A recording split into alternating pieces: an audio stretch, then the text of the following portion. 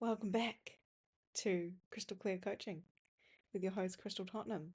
That is I. I'm in a new environment today. Uh, I am house sitting for a friend and feel like the cat's pretty chill. Probably not gonna. Yeah, she's totally chill. But if there's meowing that happens, it's because I've got a new friend. I'm hanging out with an old friend actually. I've house sat for before, so good times. Anyway, um, I was just pondering what to talk about today. I'm going to be honest with you. Pondering. And then I always take my screenshots, screen grabs for YouTube before I do the video.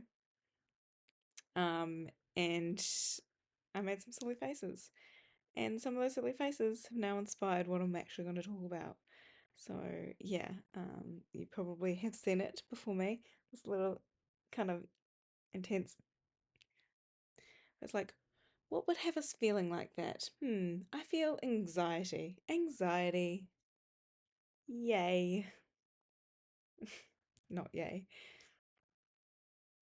Sometimes anxiety's good because it's telling us something feels unsafe to our system. But let's be honest, most of the time it's of previous subconscious patterns and hyperstabilized beliefs that might not actually be that vital to our survival, but it's just how we've coded it. And then it allows us to have this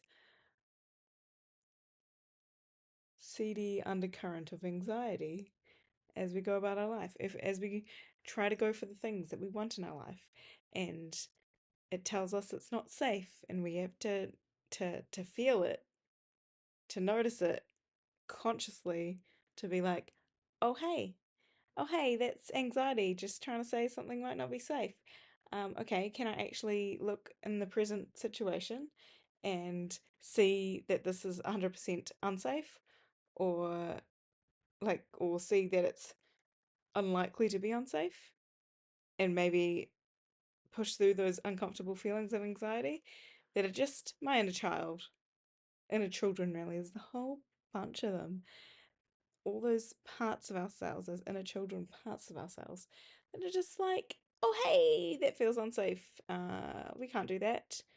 But we need to gather our inner community of our own personal children. It's all us, it's all the same person, just different parts of that person. And I know this sounds bonkers, but go with me here. You know, it's just put your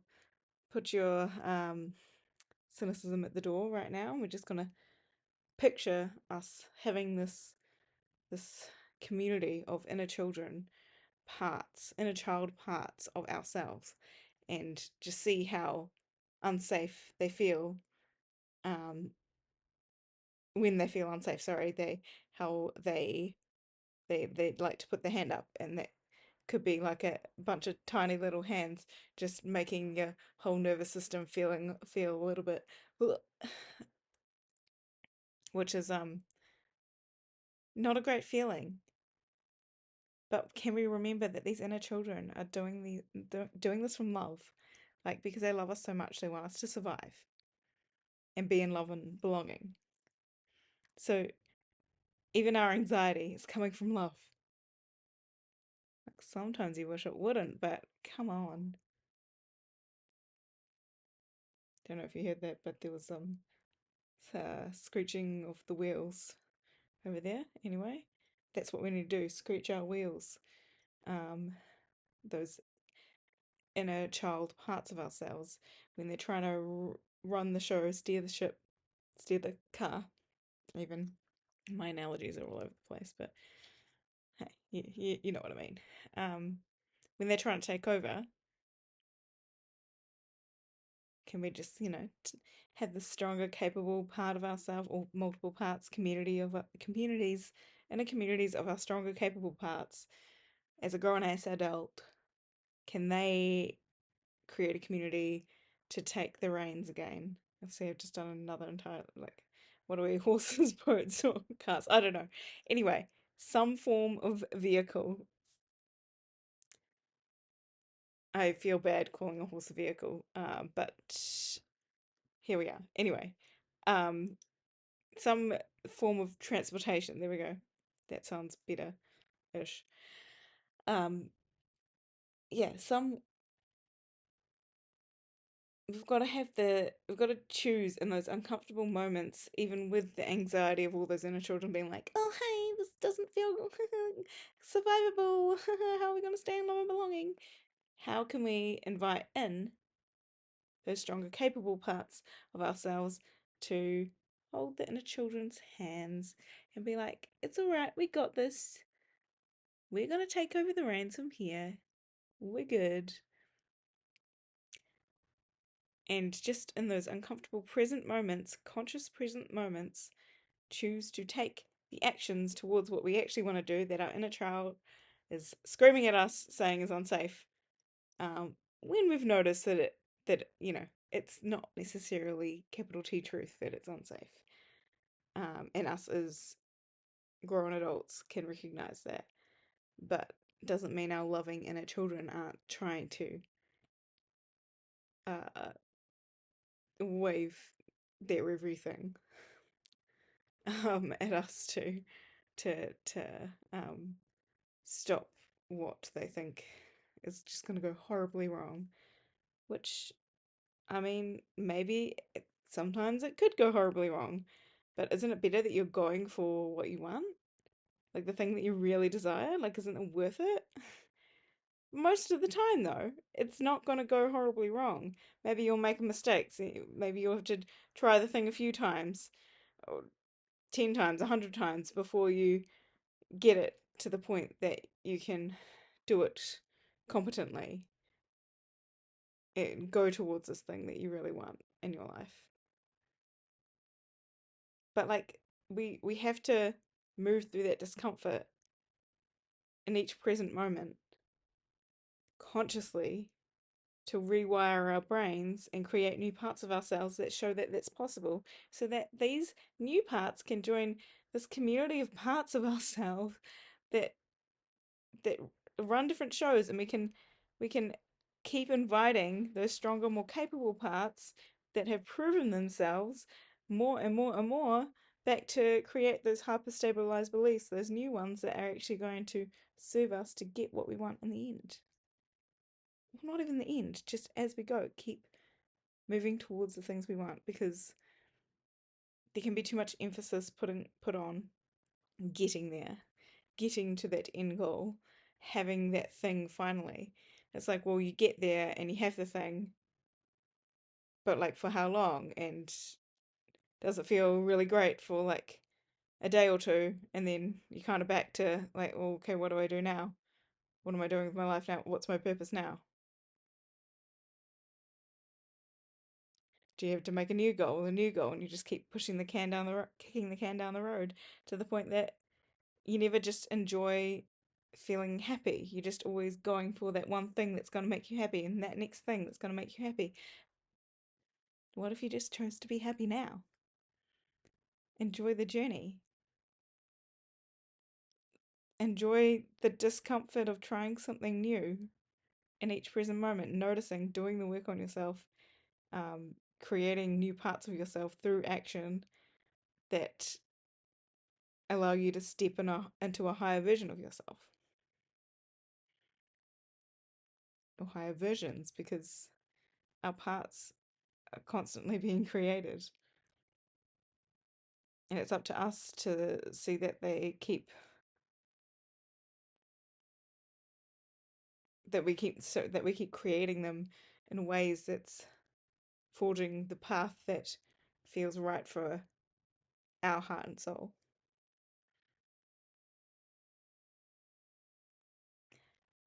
Wow.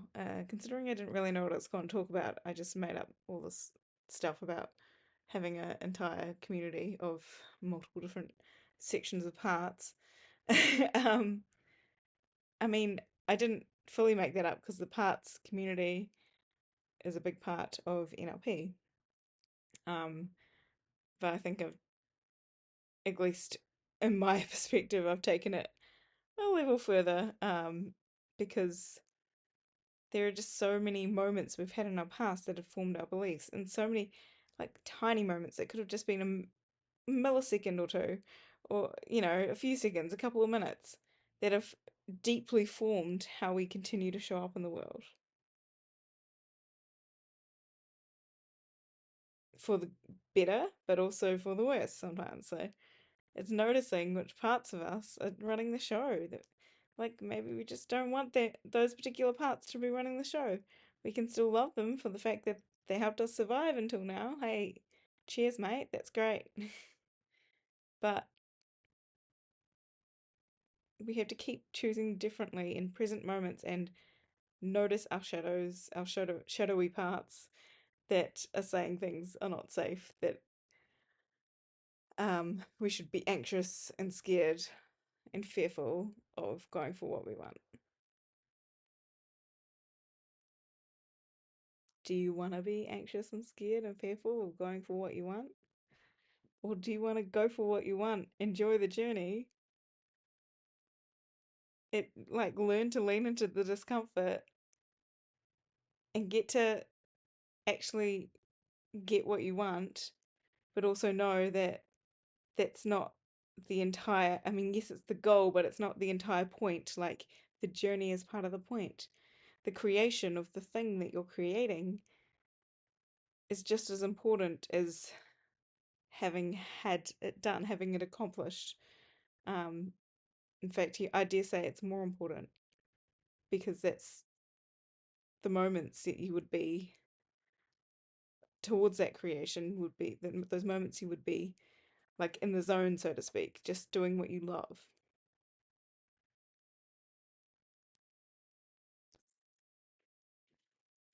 And not every goal is doing what we love, let's be honest. Sometimes it's just more for the end goal of making sure we're looking after our bodies and loving our bodies. For instance, if it was a fitness goal, but then we get to enjoy walking around in a fitter body.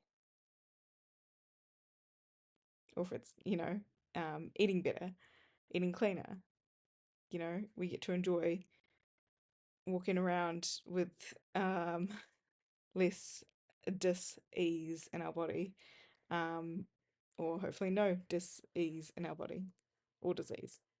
You see what I did there? It's a Louise Hay thing that I learned. Um, Incredible author, Angel Lady. Uh, yeah, what is somatically out of ease for us, we would have less of that if we ate in ways that nurtured our body, because that's what food is. It's supposed to be fuel, but in this day and age of convenience and fast food and unrecognizable ingredients on printed packets, um, and tons of pharmaceuticals just being chucked at you for no good reason, it's very easy to forget that and just eat the convenient, delicious seeming thing. Anyway, you get my point. We need to lean into the discomfort and go for our goals,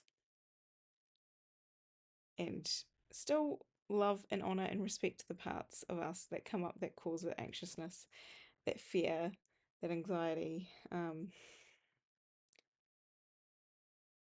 Yeah. Anyway, I will leave it there for tonight. Um, I was a scaredy cat and chose not to use my webcam today, because I filmed three different, probably almost 20-minute long each time, videos yesterday to upload, and every one of those didn't save, so I ended up doing a speed round and did it in 4 minutes and 44 seconds, and that's what saved and was able to upload. But here I am with better lighting today, so my camera doesn't look as bad, and I just thought, let's just do it like this for now, and we'll figure out how to avoid that webcam problem in the future. That's not a today problem. And really, this could be a podcast. There's nothing that exciting to look at. It's just my face and my goofy expressions and maybe a sweet outfit that I've got on, but like that's really not what the point of the thing is. Um, I just yeah, I don't know. Just wanted to show up and show that I'm a real human being. I'm not AI, and having little quirks and the bad quality hopefully helps show that I am a real authentic human being. So yay for that. Okay, well, we'll leave it there, and I will see you tomorrow. Much love, and make sure you notice when the anxiety comes up for yourself, or any of that fear, and the shadowy parts, and just lean in to what could happen if you uncomfortably did it anyway, you know? Thanks.